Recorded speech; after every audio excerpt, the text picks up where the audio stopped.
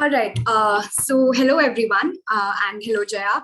I'll just introduce Jaya for everyone. So with a professional career spanning over 15 years across product management, Jaya started her product career at Google and has worked in the product and leadership teams at startups like Meesho and Rightmoney.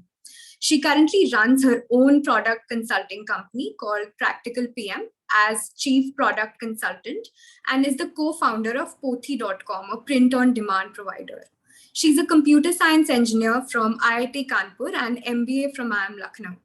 She runs a very popular Telegram channel where she regularly gives guidance on the topics of product management.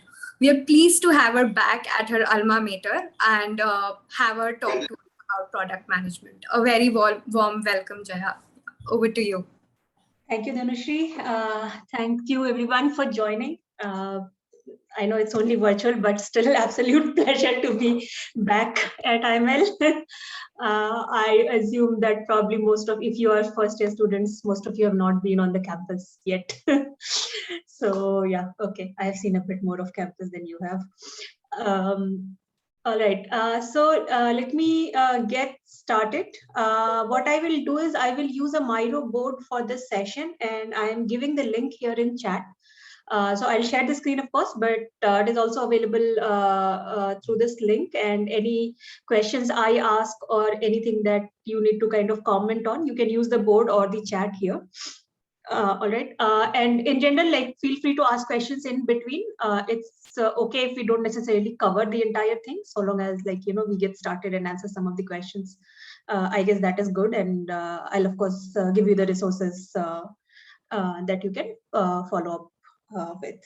All right, so let me now share the screen.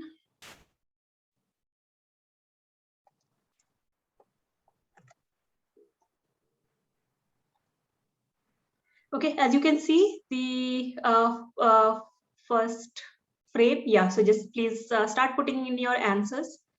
Why do you want to become a product manager? Or even if you're not totally sure you want to become it, why are you considering it at all? Assuming most of you are in one of those two brackets. Let's just give it a minute for people to write the answers. Feel free to go outside the frame because there are many people, so just put anywhere around.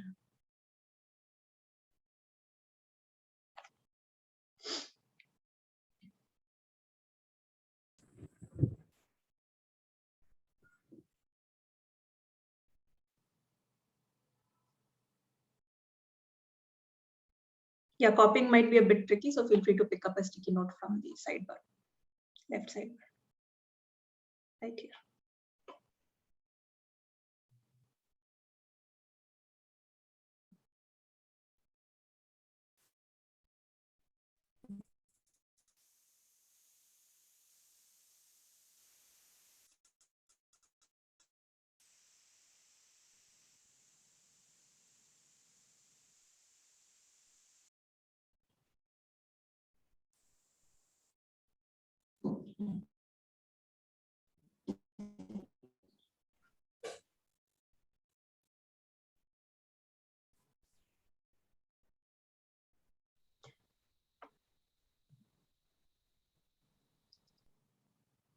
Just spread around on the top, not a problem.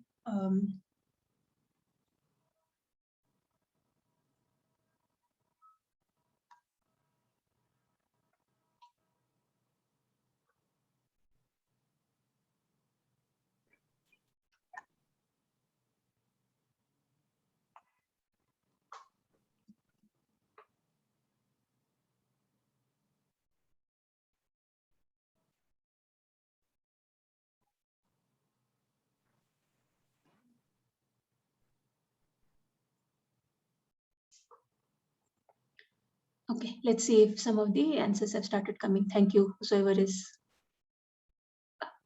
putting these neatly together.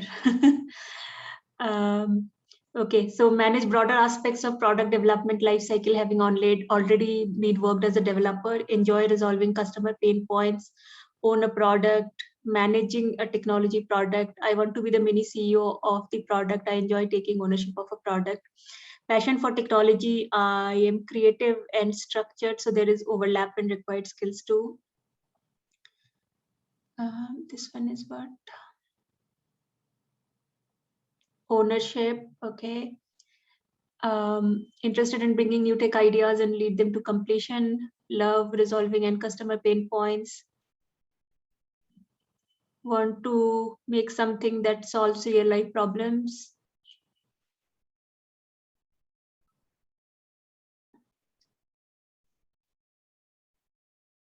Interested in bringing new tech ideas and lead them to completion. Product management is multifaceted role where we look at ideation, product design, development, GTM, evolving, and having complete ownership of delivering a product, solve customer problems, manage business tech design, basically all the teams related to product. All right, leverage my skills to make the life of customer easier, at the same time making company more profitable. Cool, this is good. Thank you. So yeah, most of these are good reasons to be a product manager, but there are probably one or two things that I would want to sort of get a little deeper into and maybe clarify that, clarify whether or not you have the right motivation. So one of that is, which I see coming again and again, is the ownership of the product. Okay, this sometimes leads to heartaches. There are pithy descriptions of product management floating around, like product manager is the mini CEO of the product. I think I saw that somewhere here also, owner of the product, etc. Right? Now, remember that like any other role, ultimately as a product manager, you are working in an organization trying to ultimately contribute to the organization's issues. In any even slightly mature organization, it is the product team that will own the product. Individual product managers will typically own a problem statement. Now that problem statement can indeed be a product itself, but it can be even, in a big enough, complex enough product, a feature. It can be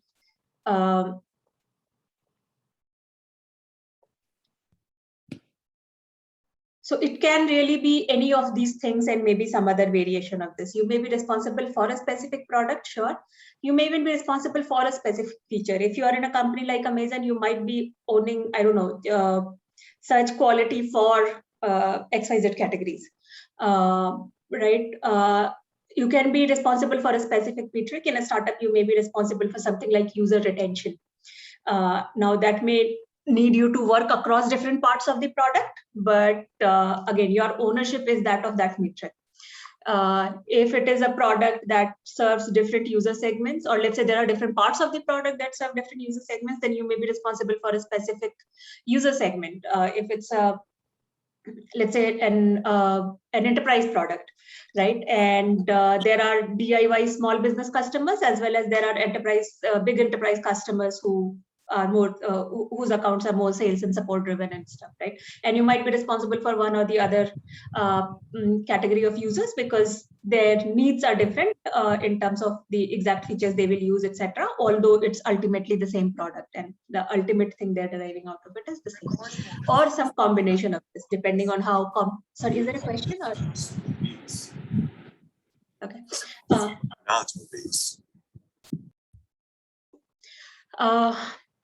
Right. So just remember that thing, that ownership should not become something that gives you, the idea of ownership of a product should not become something that gives you a heartache later on. Depending on the size of the organization, depending on the maturity level of the product, you're ultimately working as a part of the team, and there are specific problems you own. Well, the thing that a PM ultimately owns is a specific problem, not product in, I don't know, whatever sense most people would think of it, although that does translate into product management work, right? So do remember that in mind when you're trying to get into the product role. A lot of other things are good, yes. If you're interested in business tech design, like if you have broader interest as well as aptitude, then sure. Managing an advanced technology product by itself may not be a very good reason to want to be a product manager, because like I said, ultimately you own a problem statement. That problem may or may not be solved by an advanced technology. Sometimes it is not solved by technology at all, and right, so ultimately you have to enjoy that ownership of problem. to be a good product manager. Enjoy resolving customer pain points. Okay, a lot of roles do enjoy this. Probably marketing would say the same, customer success would say the same, operations would say the same, sales would say the same.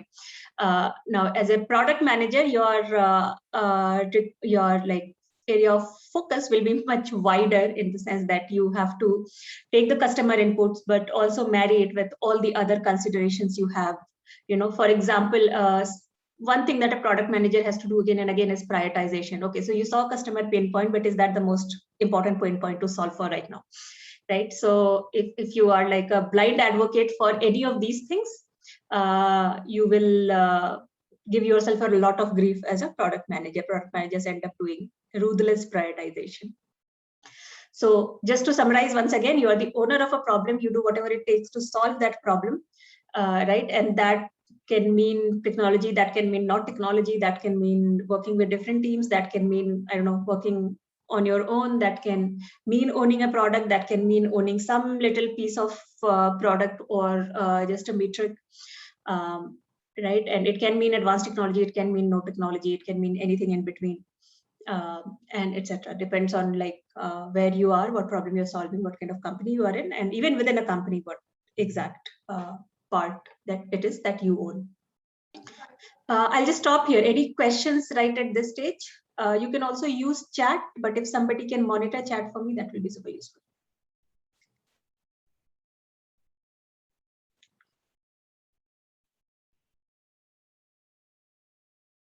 Okay, I don't see this, so I will kind of move on.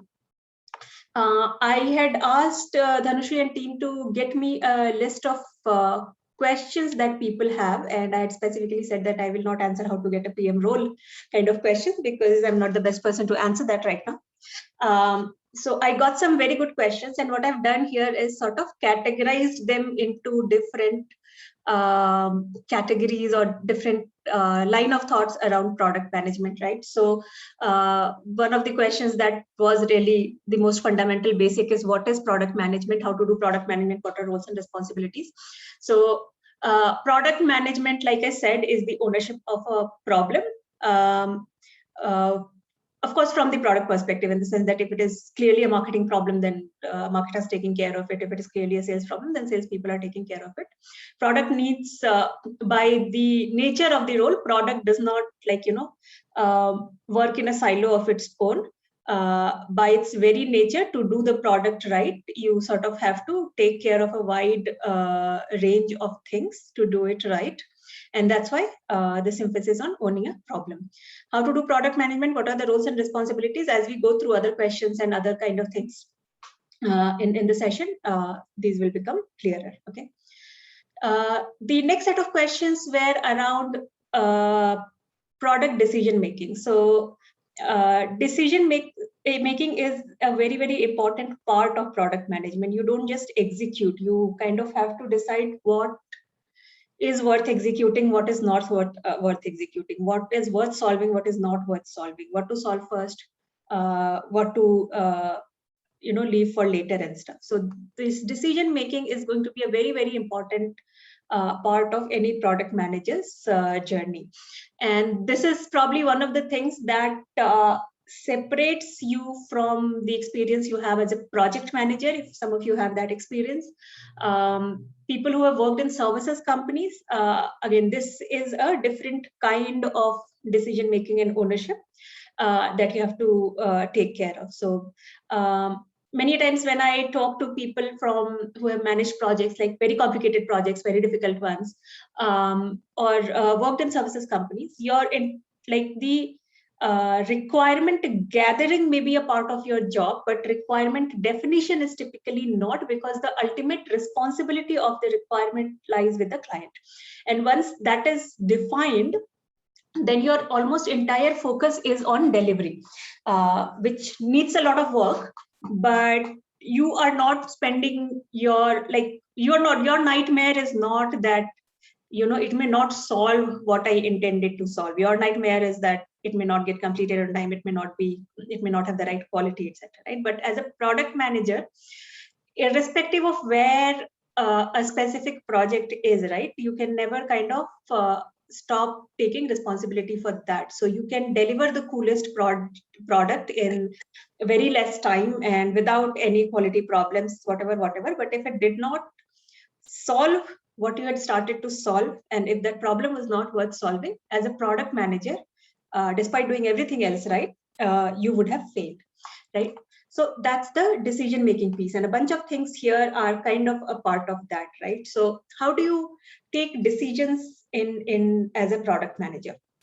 Now, I will just touch upon it very briefly here, because the whole structured problem solving is a session in itself, but just want to give you a taste here, and then you can check out some of the resources I will leave for you. But let us say, okay, this board is not shared with you, but you can just write your answers in below this slide here. Are you able to see a different board right now on the screen? Yes. All right. So suppose you have a problem of improve activation on an e-commerce site.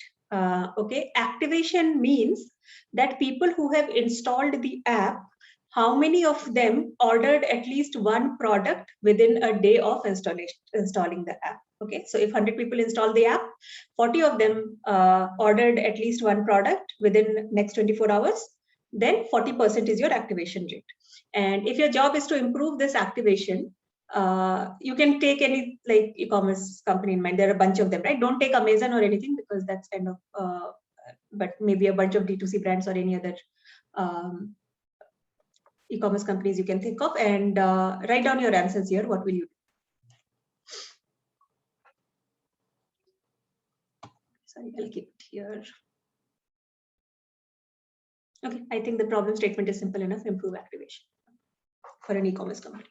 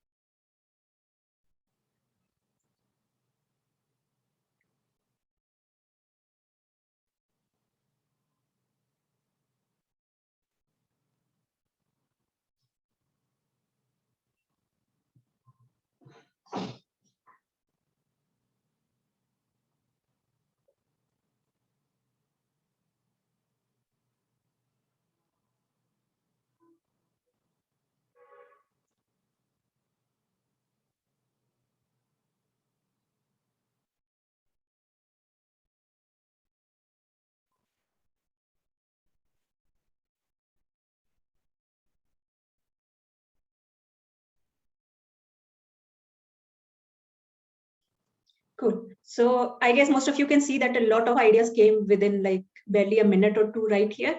Most of them good ideas. These are the kind of things people do, right? But as a product manager, if you're sitting on that problem, how will you, even if all of these were available to you, you can't possibly be doing all of them together. And once you think like there will be at least 100 more of things you can do, right? So how will you decide what exactly you should be doing, right? Nobody has infinite resources and they shouldn't. So now there is a process to that decision making. The very first step of that process is identification of the problem. In this case, that has been sort of identified for you by, let's say, the organization's priorities, which is improve activation. And one of the first things that you want to do is define it very, very clearly. So again, I gave you the definition of activation, number of people, percentage of people rather, placing at least one order within 24 hours, right? So, and that number, so that's the number you're looking at, and that's the number you want to improve. So you define the problem very, very clearly. You define the target as well by first saying what is the baseline. So suppose, like I said, right now it is at 40%. So let's say you want to improve it. Maybe you want to take it to 45% or 50%. Or let's say anything significantly above 40%. That is also a decent target. So that you define the problem very, very clearly. What next? very, very important thing to do is to break this problem down.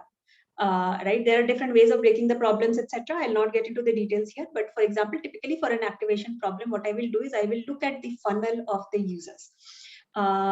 So people install the app, what do they do next? So probably they have a 1 or 2 intro screens, then probably they sign up, and then they probably look around, browse around. They may be able to search, they may be able to browse through categories, they may be able to apply filters, etc. All of these things. They discover a few products, they look at a few product details page, then they add to the cart, then they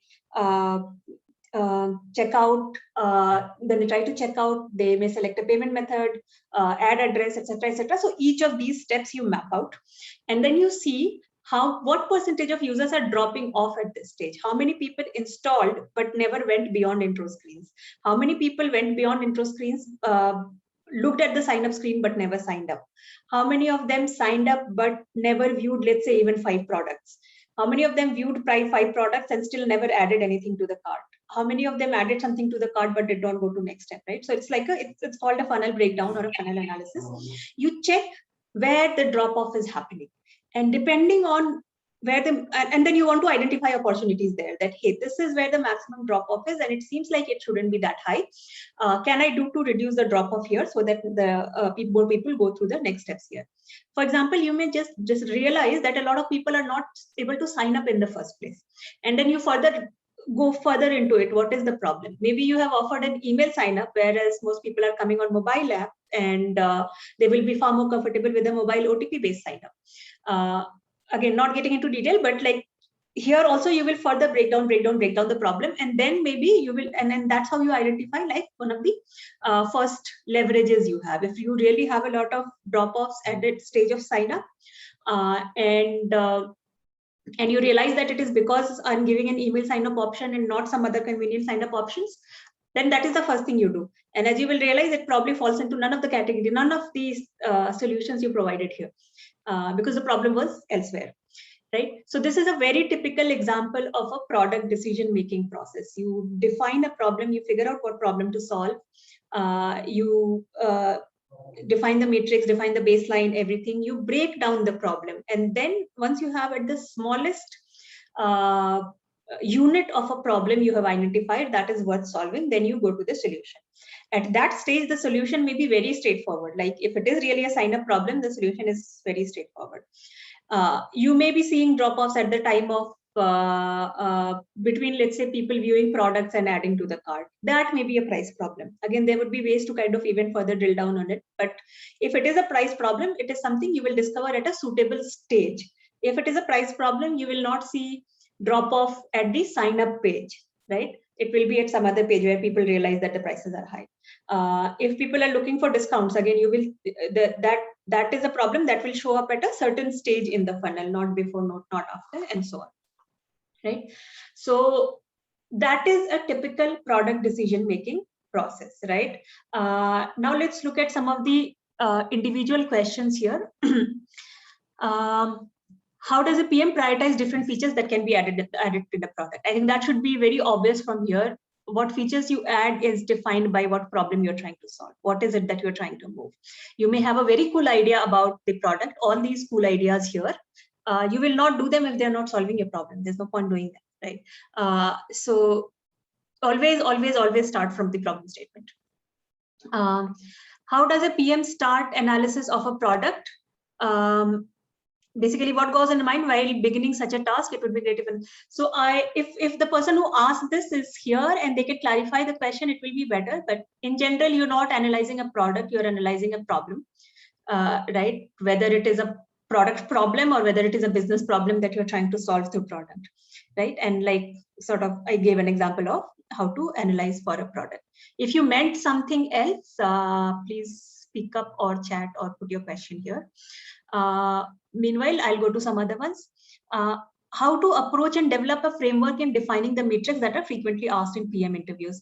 So again, I'll not comment on interviews in particular because I know, again, if you have a specific problem in mind, I'm not sure what that is. But again, as far as the question of defining the metrics is concerned, it again comes from what is the problem, right? If it is a retention problem, then first you want to define retention. So let us say retention is that number of people who come on day one. Let's say it's a kind of product that is expected to be used daily. So then you will define retention as number of people who come on day one and percentage of people among those who come on day two as well. Right, and that's where you start defining metrics from. If it's supposed to be a monthly, if it's a product, something like a bill payment product, which is more likely to be used monthly, then you will again do this same retention analysis, but on a month-on-month basis instead of, you will define metric on a month-on-month basis rather than on a day-on-day basis, right? Okay, I see questions coming up. There's something in chat. Okay, that was for my number. So once the product is shipped, how to do analysis that the product is actually working, how to define success metrics of a new product. You will never define a success metric of a new product after launching it. You will define it right at the time of proposing it. And again, the metric will come from what is the problem that the product is supposed to solve, right? So if, let's say, you are saying that I will introduce social features in an e-commerce platform, right? So why are you trying to introduce social features? Most likely to increase the engagement or increase the retention, even if people are not immediately buying. Or maybe you are trying to acquire more customers through social media channel, and you think that social features will help you do that, right? So again, before a product, before a feature, you have to define what is the problem you're trying to solve, and that problem will define your matrix. So if you're trying to increase engagement, then that will be your metric, and once you launch the product, that is what you will judge the success of product on. If you were trying to acquire more users, then that is your matrix that has the number or percentage of users acquired through these social features. Have they gone up? So if your users are sharing links or recommendations, then you want to track who clicked on those recommendations and came to your product, and then you see if that number goes up after the launch. So that's when your success, that's how your success will be defined. What aspects do we look for delivering the MVP of a product, given that we have limited time constraints? Again, same piece. Probably you will get tired of me saying this. What is the problem? So even MVP, right, has to have a problem statement in place, right? So typically how I define the problem statement of MVP is what framework is the framework. Right. I am assuming that came up randomly. So yeah, for MVP, the problem statement is validating the most important assumption or the most fragile assumption in a product. Or like discovering the most important feature that you need in a product. So basically, what is the most important thing you are trying to figure out with MVP? And that is what will help you define your MVP as well. One of my favorite examples these days is an application tracking system. I have been using them a lot. Most of them are very expensive and have like a bunch of features that I don't need, but it is very difficult to find something that has just the few features I need and is reasonably priced, right? Now, suppose I go out and say that, hey, okay, I will build a new ATS. And of course, ATS can have a lot of features, even just for, basic parity. But what is the most important thing I think is missing? And what is the minimum set of features I can build to test out whether people will shift to this ATS for this one feature, right? So for example, what I realized is that if I'm taking help of external recruiters in hiring people, then for most of the ATSs, that feature is either not available or available in a very expensive plan. In between, they have a bunch of features available, which I don't need. So let's say I go out with an ATS that has this feature and the bare minimum of other ATS features. And I see if enough people, if at least some people are coming in here for this feature, right? And then I can go on and build the parity and if this is validated. So yeah, MVP also the same thing. What is the problem? What is it that you're trying to validate with an MVP? MVP is for validating the things. How to find the problems? Okay, that's a very, very broad question. I'm assuming, let's see, how to find the problems gets defined by what your business is, right? So as a PM, you will often be assigned a problem, at least in the beginning of the career. It is when you get into the leadership roles, etc. At least the broad problem, and then you break it down and identify the actual problems to be solved. So that is fine.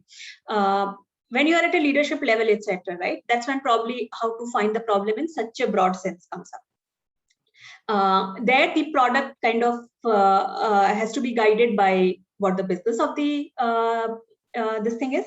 So for example, right now I'm also working with a company, a startup called Moving, right, where I literally had to define that what the product will do for the company, right? It is into logistics space. And the question was, can tech help? Can product help? Right? And so we started by saying that is this a business that can run with off-the-shelf technological solution? Do we just need a fleet management solution, which a bunch of them will be available? Can we just combine some sort of ERP, fleet management, etc., and get that done, etc. stuff? So we started with that, and then we went into the, what are the moats that the business wants to create. And it turns out that one of the moats that the business wants to create is a ecosystem on the supply side of electric vehicles, because this startup provides logistic services using electric vehicles. And once we identified that business problem, revenue is coming from elsewhere, but this is one big business problem that they have to solve. Then suddenly the role of the product was much easier to define. And then I say, okay, so you want to create this ecosystem. So then it is not about fleet management, it is not about operations management, all of which you have to do. But what are the problems in this ecosystem? The problems in this ecosystem is that you don't have people who know about electric vehicles. You don't have people who know how to finance electric vehicles, or where to get the financing from, and financing companies don't know how to finance electric vehicles. So can we create a data product for financing companies to kind of help solve that problem? There are charging point operators who don't have demand, and then we will have demand, but the charging points may not be at the right location, right? So can we create a network of small entrepreneurs who put the charging points at the places where we need them, right? And then the role of the product kind of follows that. If you have to do it at a scale, you have to have a product that just helps manage this and stuff like that. So if you are identifying the problem at that level, you have to go by what does the company, what is the business that the company is into, and how do you solve that problem. Let's see. What should be the approach in prioritizing tasks, right? So again, start with problem, break down the problem, and then you say, at every level, you say what is the most important problem to solve, right? So if you are solving for activation, then as a PM, at least you're clear. Everything that rolls up to activation is your problem to solve. If it is acquisition, if it is retention, that is not your problem to solve, right? So you will not even go about prioritizing those tasks. Break down the problem, identify, in activation, is sign up the biggest problem to solve? Is people not willing to place the first order even after seeing enough products the first problem to solve? Is search so bad that new people are not able to find the products they may want to order, in which case search, although it can be a completely separate feature in itself, but that becomes your problem to solve. Maybe search for new users, and maybe search for old users works better for whatever reason, etc., right? So you prioritize the problems, then with each individual problems, you come up with solutions, and then you prioritize the solution that will give you the maximum impact on the problem you are trying to solve, right?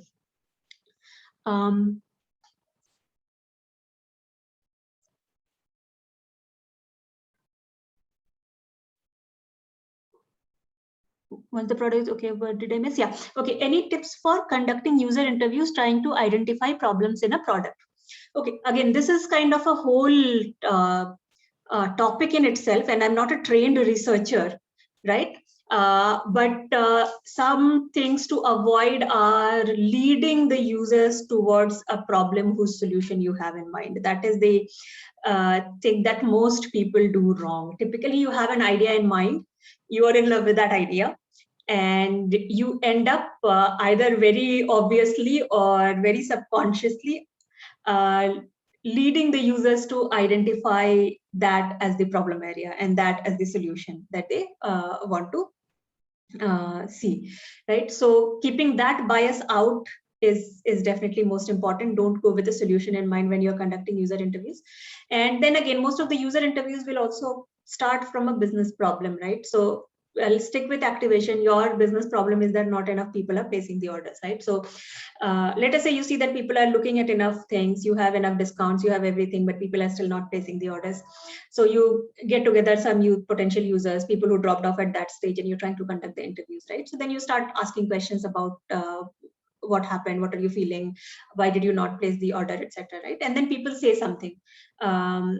let us say, they still say that, okay, I don't know, they said something like the product quality was not good.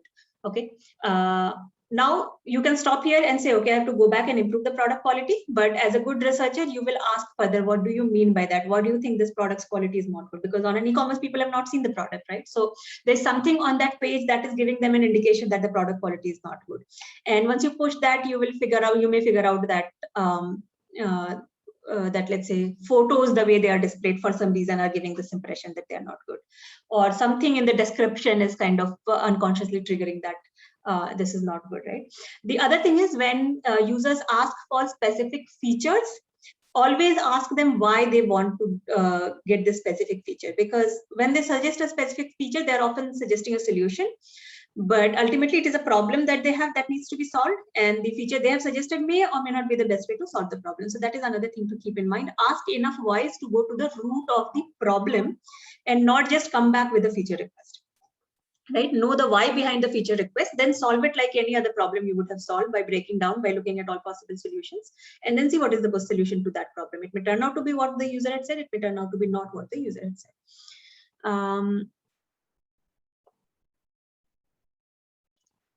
How to stay user focused.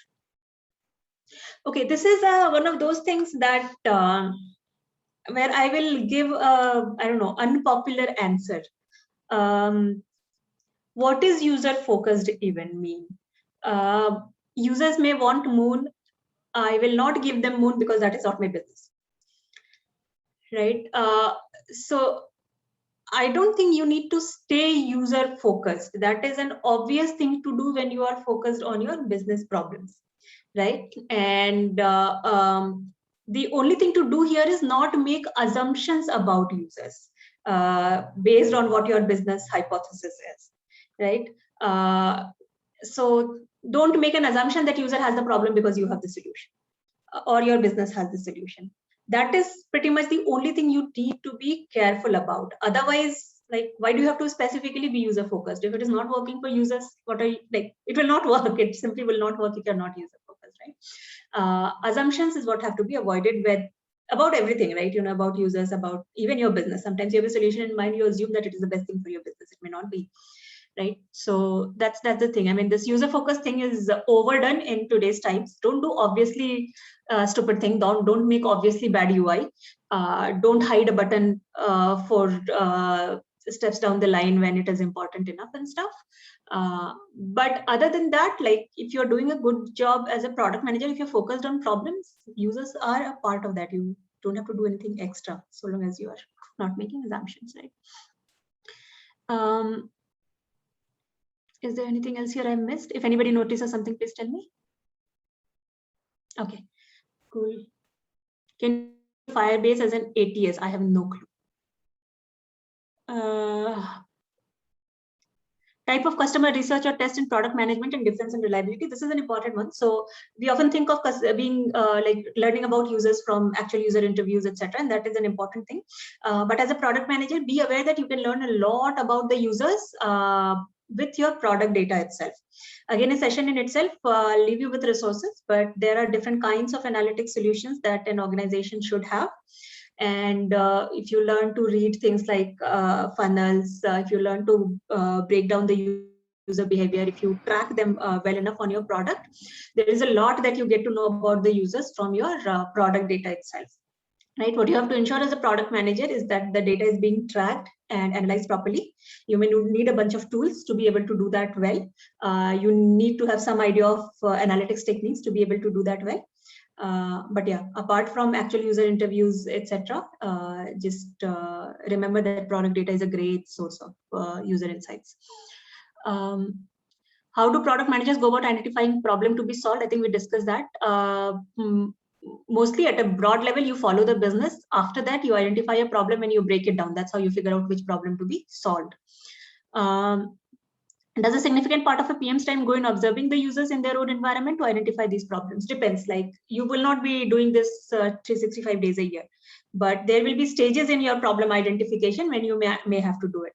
But then on the other hand, the problem might be working, maybe obvious enough. The product data will give you enough insights, or even just interviews will give you enough insight that it may not make sense to spend time observing users in their own environment. On the other hand, if it is a situation where, let's say, you have used up all the obviously available opportunities, and there's really a wall that you're hitting, then you may have to kind of go further. You may have to dig deep into it, and that may be the time to start saying that, hey, let's observe the users in their natural environment, and that's when we'll figure out what is going on if you're really not able to find the answers from your obvious routes, right?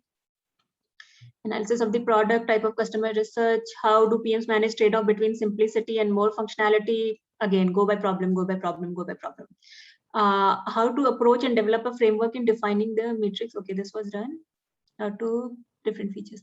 How do you define market opportunity in business plan? Super broad question. Can you give me an example?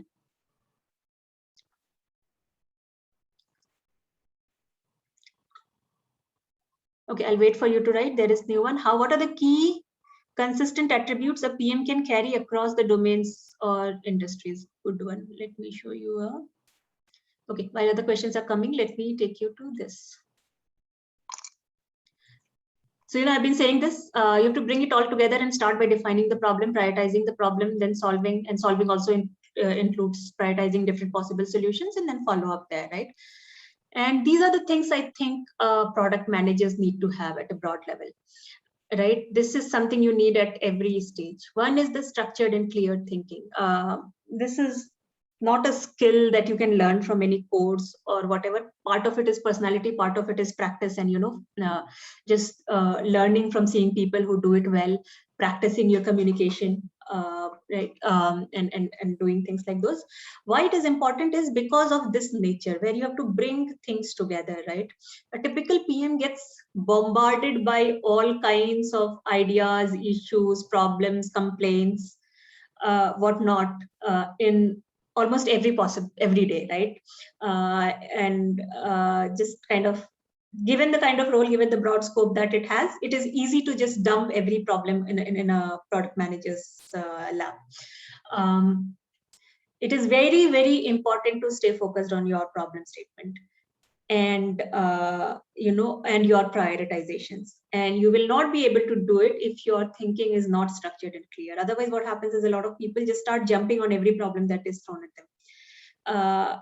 Very, very bad way to be a product manager. You are trying to please every stakeholder. You're trying to kind of do everything. In the process, you will not be able to do anything significant, right? Starting from a bug that has been reported to this big vision that your CEO wants you to go in the direction of.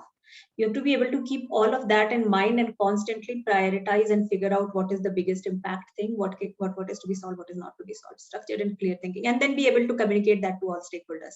Saying no all the time, it can be very tricky if you're not able to communicate it in a way that doesn't offend people, right? Broad interest and aptitude. So to be able to do all of this, right, again, because you have an ownership of problem, and I said sometimes it is solved by technology, sometimes it is solved by design, sometimes it is solved by business, most of the time by a combination of all of these, right? And to understand and really own a problem, you need to be able to understand it from very, very different perspectives, right? So whether it is technological, whether it is design, whether it is business, whether it is operations. One day you might be working on a product that needs your operations people to use your product, right? So you have to be able to identify what are those operational processes, what are the big block that those people face and stuff, and you will not be able to do that if you don't if you're not able to understand the operational processes. So you are not an engineer, not a designer, you're not an ops person, you're not a salesperson, any of that, but you have to have understanding of all of these to be able to be a very, very effective PM. Ownership, this is something I kind of explained earlier, right? That executing and delivering is simply not enough. You have to have ownership before in defining and prioritizing the problem and figuring out the solution before you start solving it, and also the follow-up, whether it is a success, whether it is a failure, however you define the problem tells you what the success looks like, and you have to know whether it succeeded or failed, to what extent, and in either case what to do. If it succeeded, is there a way to double down on this and squeeze more value out of it? If it failed, can we fix something, or do we have to go to something else? Why did it fail? what were the assumptions that went wrong, and then with that, how do we start the cycle again and stuff, right? So this continuous ownership is super important, and this extreme zooming abilities, and by that I don't mean what we're doing right now, this zooming of perspective on a problem. As a product manager, even at the lowest level, right, even when you're just starting your career, there are like two extremes at which you're talking to people. On the one hand, you're talking to all these stakeholders who will talk at a much broader level, who don't care about all your nitty-gritties of technical problems in QA and not having enough resources, etc. On the other hand, you have to get the work done with the engineers, designers, people you have, and all of those things, right? So and not get lost in one or the other. If you're just conveying the vision to your team and engineers, then you're the Gyani Baba who's like not good for any execution. If you get too involved in the execution and lose sight of why you are doing that execution in the first place, then again you become a project manager who may deliver something great, but it may not be the right thing to deliver and stuff. And finally, communication, and especially written communication. Strangely, I have seen a lot of people fail here. I mean, even when they are good in like meetings or one-on-one communications, when it comes down to written communication, when it comes down to documentation, etc., people seem to hesitate a lot. I don't know why I find it so often. Those who are able to do this well, right, can really thrive as product managers, because again, you're managing so many stakeholders, right? What is it that people are taking away from all these communications, and if they are like on different places, different pages, etc., you will be doomed. You will be doomed because you're building something that people are not expecting, although in your head you have supposedly communicated everything and stuff, right? Written communication is the way to make sure that even for clarifying your own thought, even for keeping your own thoughts consistent and knowing why you take certain decisions, etc., is super important. So these are the top level skills that PMs at all level needs to have. Let's come back and see if there are more questions here.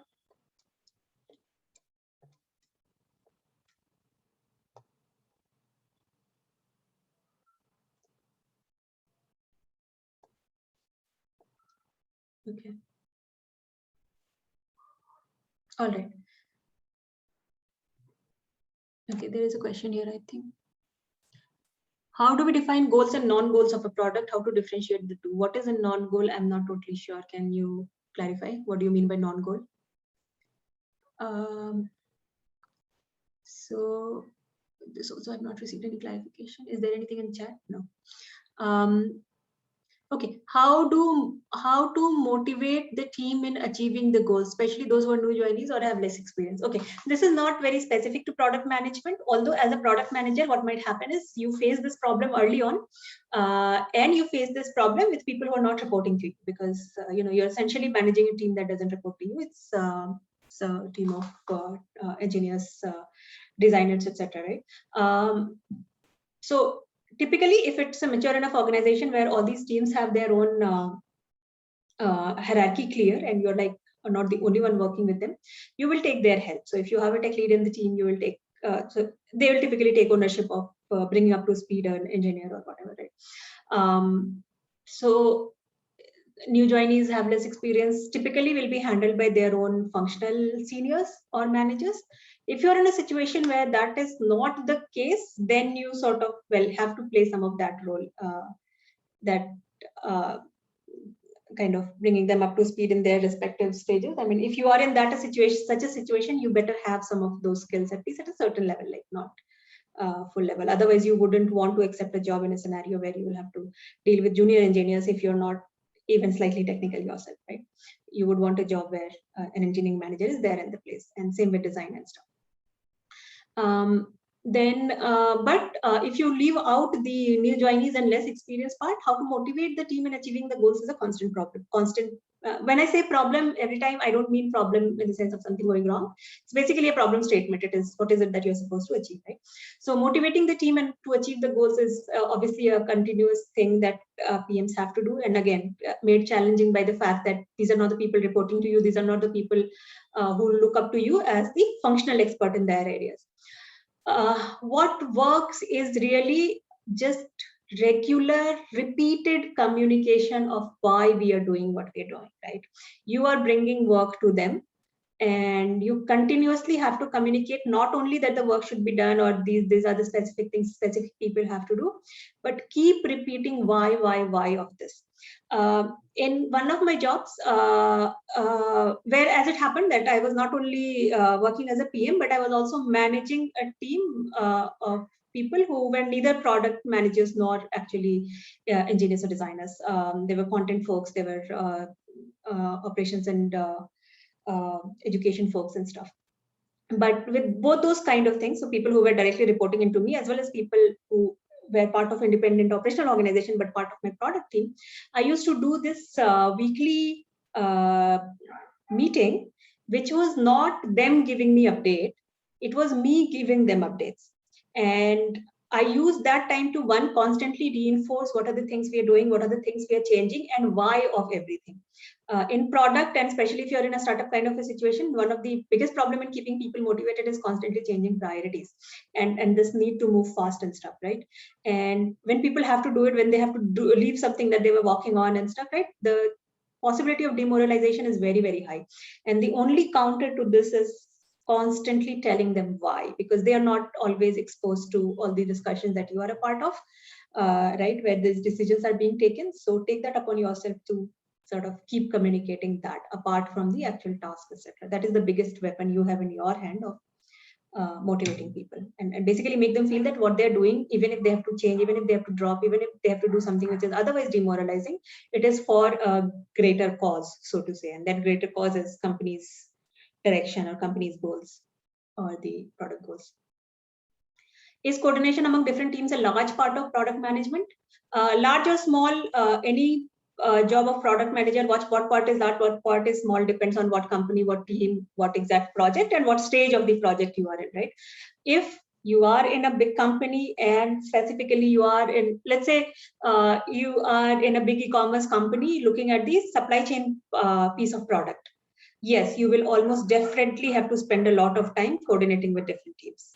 It's the nature of that product, right? If you are managing a search product and you're probably primarily working with a group of nerds and machine learning and stuff, and probably some adjacent product areas. So where the search result shows up if somebody else has the ownership of that screen, or maybe people who are responsible for conversion. So these may be category managers or people whose products may get affected by changes in your search. Then you are probably interacting with a smaller number of people and at different points of time. So it is a part of product management. How big will depend on where you are. Okay, non-goals. Non-goals, something that is not directly related to product, but is important for having an understanding about. Okay, so again, the few things that I keep in mind is that, for example, when we are defining metrics for the product, right? There are three kinds of metrics that I ask people to think through. One is the output metric, which is essentially the ultimate business goal that either this product, feature, whatever it is that you're planning is supposed to achieve. Other is input metric, which can be either an early indicator of whether you will achieve the final goal, or it can be an engagement metric in case the output metric is such that you cannot immediately measure it, but if people are engaging with that feature, then you can safely assume that in long run it is going to give returns. So those are the kind of input metric. And the third is check metric. Check metric is something that which may get affected by your launch or product, but that was not the intention. So suppose you are improving the search functionality so that overall click-through rate goes up. It will invariably result in some reordering in the kind of search results people are seeing. So your output metric, so output metric should be revenue, but you may need an input metric like click-through rate to say that whether search by itself is working well or not, because you need to know that if revenue changed, did it change because of search changes or because of something totally unexpected, right? So click-through rate is your, let's say, input metric. Then click-through rate on some of the individual product may be your check metric. So suppose it so happens that in improving the click-through rate, you are showing more of low-priced product on top. It's and some of the products where we have relationship with suppliers and we want to promote them are going down, right? Then you may have a constraint on how many clicks on those products you can sacrifice, right? So you put a check metric around that, saying that, okay, reducing it was not my goal, but it will invariably happen. How much of it I'm okay with? So I have to keep in mind that. So that is one thing I can think of, but then again, you probably have some specific example in mind. I'm not sure if it answered that. Is coordination among different teams? Okay, sorry, this was done. How important is Agile and Scrum for a PM? Would you advise us to do online courses on it for our interviews and placements? For interviews and placement, maybe yes. Practically, I think Scrum and all these Agile methodology have totally lost sight of what the original point of Agile was. In companies where product managers spend all their time planning sprint and putting tickets and doing retrospectives, I think are making very bad use of product managers. The whole point of Agile was not too much project management, because developers kind of self-organize themselves around specific deliverables. But now that I mean, Agile and Scrum have become a role in themselves, I think they're a pretty bad thing for actual Agile product teams. That said, the individual companies may look for it, look at their job descriptions. If they want you to know it, then you better know it. In actual product management, if it is in your hand, try to stay away from these heavy-handed project management techniques.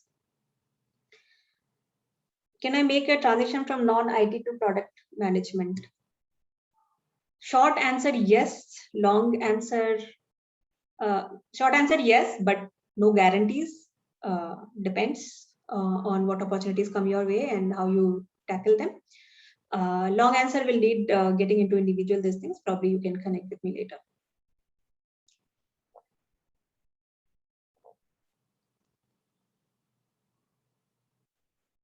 Okay, how do you find marketing opportunity? Okay, this has been clarified. Such as market opportunity, such as being market leader in electric vehicles. Okay, so I guess you will. So for such a thing, you will probably start looking by market data, right? Being a market leader in electric vehicles, if you're talking of electric vehicle manufacturing, for example, then you would look at, let's say, current petrol diesel vehicle market size. You will probably have to look for some indicators of how much of that, like which of the use cases are convertible to electric vehicles right now or in so many years' time, right? So for example, right now, electric vehicles have a problem of range, that on one charge, they can go to so much, right? So if you know that, then, and you have to define today how much you can go to, or you make assumptions about that, okay, in 5 years, the technology will be such that our range will be so high, or something like that, right? And from that, you kind of come back and say, okay, this means that these are the use cases we can tackle. This means of this existing market, there is so much market that has potentially can be converted to electric vehicles. So that is one way of defining market opportunity if you're talking of electric vehicle manufacturing. But then again, there will be many if then else cases. You're talking about today's opportunity, you're talking about 5 years down the line opportunities. You're making assumption about where the product will be, you're making assumption about where the supporting infrastructure will be. For example, if charging points come up at every nook and corner, and if you have some plan for making that happen, and then your entire opportunity sizing becomes very different. If the charges are fast or slow, if you make assumptions about there being fast charges, then again, you can tackle many more use cases. If it takes 1-2 hours to charge the vehicle, then the kind of use cases you can tackle goes down, right? So yeah, it's a bit complicated exercise where you will have to kind of see what all impacts where you can go with your product, which all markets, because market is not one thing, which all segments, and what are the assumptions you're making, which will define how much of that segment you can capture. All right. I think we are over time. Let's see, there's something I want to quickly finish.